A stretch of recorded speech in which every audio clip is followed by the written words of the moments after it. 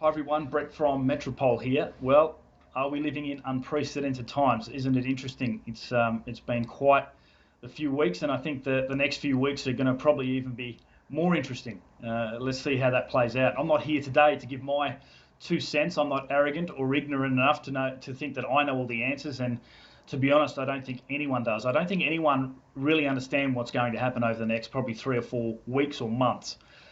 That's all up for debate. So anyone who thinks they know, I'd probably steer clear of.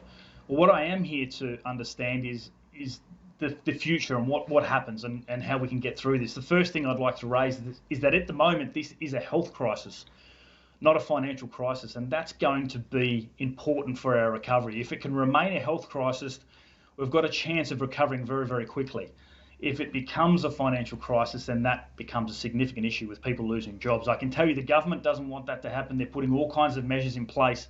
They've got more to give and more things to implement in the coming weeks and months to make sure that our economy keeps ticking over and people are still spending money so that recovery can be quicker rather than longer. The property industry will go on. The other night they're talking about no more open homes and auctions. Agents are starting to innovate.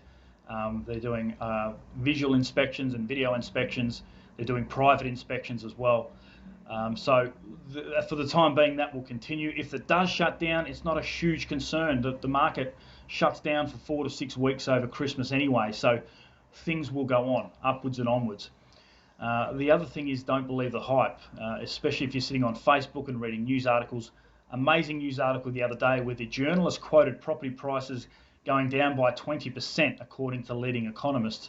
When you're reading the article, not one leading economist has said that, so I'm not sure where the journalist got that information from. Don't believe the hype. And the last thing is this too shall pass. We will get through this. There will be opportunities at the other end, depending on the severity of the financial situation. So be prepared. When property or the markets have crashed before, it's property that's come out on top. In those financial instances, in crises like this, there's a flight to quality and a flight to blue chip quality assets. So be prepared. I know a lot of people at the moment are saying, I'm going to hold off for 2 weeks or 2 months and then there'll be bargains available. That's what everyone's saying.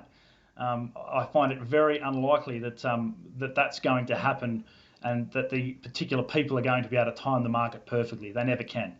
So my advice is to continue moving forward and go at your own pace and that you're comfortable.